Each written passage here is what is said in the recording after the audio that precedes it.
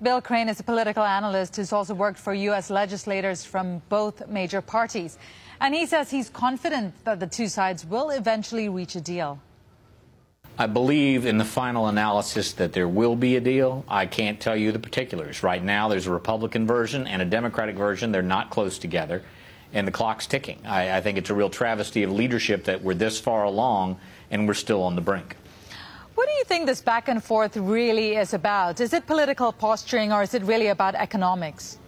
Well, you've got on the Republican side, roughly 20% of the Congress are freshmen, and many of them ran that they would not increase taxes and they would not increase spending, and they were being elected to cut government spending. On the Democratic side, you've got the White House and the U.S. Senate, and they're very much protective of a number of those social programs that are big-ticket items on the budget, and they don't want to deal with this raising the debt ceiling twice before the next election cycle. So they want a big package, and the Republicans are now talking about a smaller package that gets us through the end of this year. You mentioned that each side had their own deal on the table. John Boehner has been encouraging his fellow Republicans to support what he calls a new measure, which is a short-term extension of spending cuts.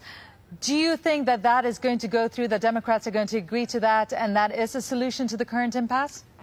The Republicans' cut, cap, and balance proposal on the House side is the only thing that the Speaker knows that he can get his freshmen to ride with. On the Democratic side, Harry Reid, who runs the United States Senate majority, has basically said the package he's putting forward, which cuts $2.7 trillion out of the budget over the next several years, has no new revenue in it. And he also says, without releasing the details, that they're not touching the social spending. So I kind of have a hard time understanding where that math is going to come from. But I do believe before we hit the 11th hour, we will have a deal. The question is, what will be in it? Analysts are saying that a lack of an agreement could lead America to financial ruin. Don't you think the politicians are taking a huge risk by this back and forth? And what do you think is at stake here finally? I do, and what's at stake here is the reputation and credibility of the United States of America, and the dollar bills I have in my wallet right here, what they're worth. If we don't honor that promise, we're not on the gold standard anymore.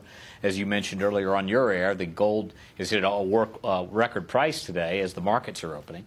That's saying that people are thinking that dollar's worth less gold than it was 24 hours ago. And the longer this plays out, the longer term damage could be done to our economy.